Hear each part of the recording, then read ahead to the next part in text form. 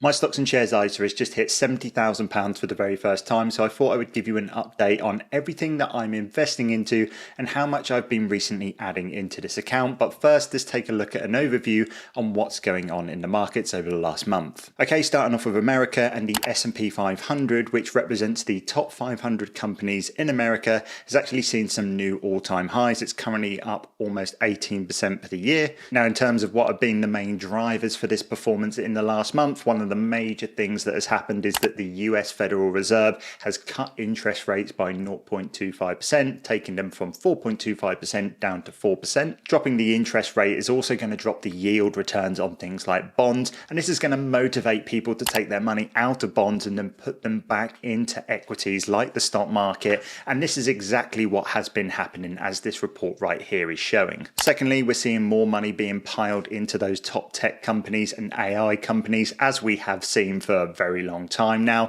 People are even starting to talk whether we are in an AI or tech bubble right now. I'm not too sure. No one really knows what is happening, but right now the tech companies are seeing a lot of growth in terms of their share price. And there's also been some good news for health and medical organizations, where the Trump administration has struck a new tariff deal with them, and it's caused companies like Pfizer to spike in recent weeks. Now, moving over to the UK side of things, there was no interest rate cuts for us because the Bank of England actually decided to hold interest rates to 4% instead of dropping them, mainly because of the rise of inflation, mainly just in the UK, which has been quite worrying as well when we compare it to other countries. Luckily though for UK investors, that a lot of the UK stock market is still influenced by goings on in America, and as you can see, the FTSE 100, which is an index of the top 100 companies on the London Stock Exchange, is now up 14.3% for the year, and it's also reached new all-time highs. Just like the US, a lot of this has been driven by that tariff deal with healthcare companies,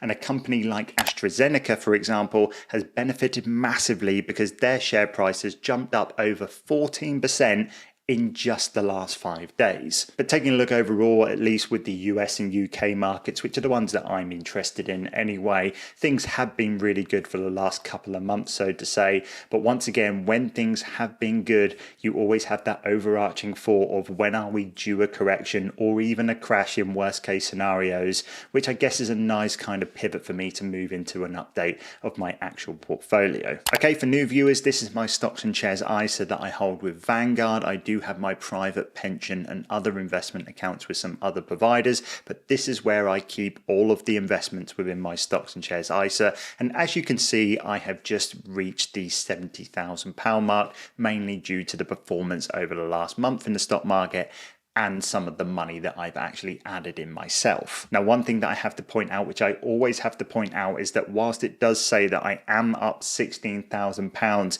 in this account, this isn't actually accurate. I'm actually up a lot more than this. The reason why it says £16,000 and not more is simply because I transferred to this ISA account around 3 or 4 years ago. And when I did that, when I transferred from another provider, it then reset the gain. So when I moved all of my money into Vanguard, I started from zero, despite obviously making money from my other account. A more accurate way of seeing how well the fund has performed this year is actually by taking a look at the month by month performance. And if we just take a look at the entire year, as you can see, around February, March and April time, the fund took some massive hits here. This is of course around the Trump tariff time, but since then it's recovered quite nicely. We saw gains of over £3,000 in May, over £4,000 in July. Christ, that was a great month to have. And then even in recent times, September was a really good month, and October has started off very well as well. And a lot of this is due to what I was just talking about, those stock markets reaching all-time highs in the last couple of months or so. Moving on to the funds that I have, let's start off with the largest of the two, which is going to be my investment into the S&P 500. I do this through the distributing version in Vanguard called VUSA. Taking a look at its value right now, it's currently sitting at £62,837, and it's seen a gain of £13,500. Once again, the gain isn't completely accurate there. But if I actually click into this and see all of the times that I bought, you'll be able to see that I've been pretty consistent buying whilst it's been high and whilst it's also been low. And if you even look in here, I was buying quite heavily during this kind of tariff time at the start of this year. I actually put back getting my patio done outside so I could invest £5,000 straight away into this fund as it was dropping. So I've been pretty consistent. I did take a little bit of a gap here where I was kind of spending some money on my house, so personal things got in the way, which is just life happens, right?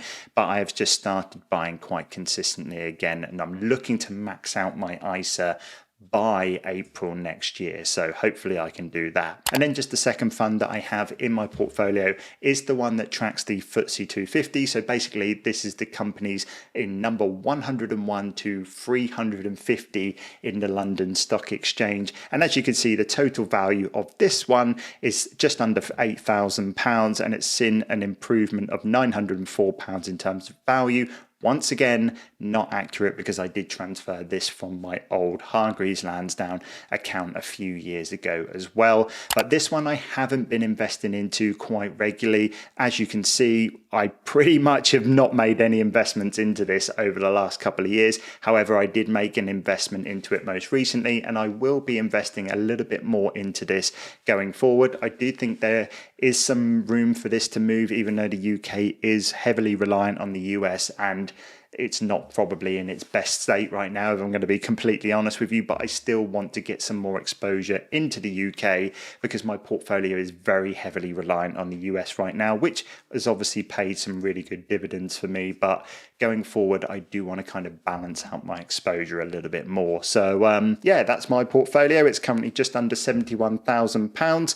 I am going to be adding another £750, like I said, in the next week or so, and I'll tell you exactly where that money is going right now. £500 is going into my S&P 500 fund, and then £200 I'm going to top up the FTSE 250 fund as well. But yeah, hope you like this video. One thing I will say before I go is that if you want to get started with investing and you have absolutely no idea on where to start, I do have a free one-page guide that will give you everything that you need to get started investing within a stocks and shares ISA. I will leave a link in the description down below. It will also sign you up to my free newsletter where I post every single Monday.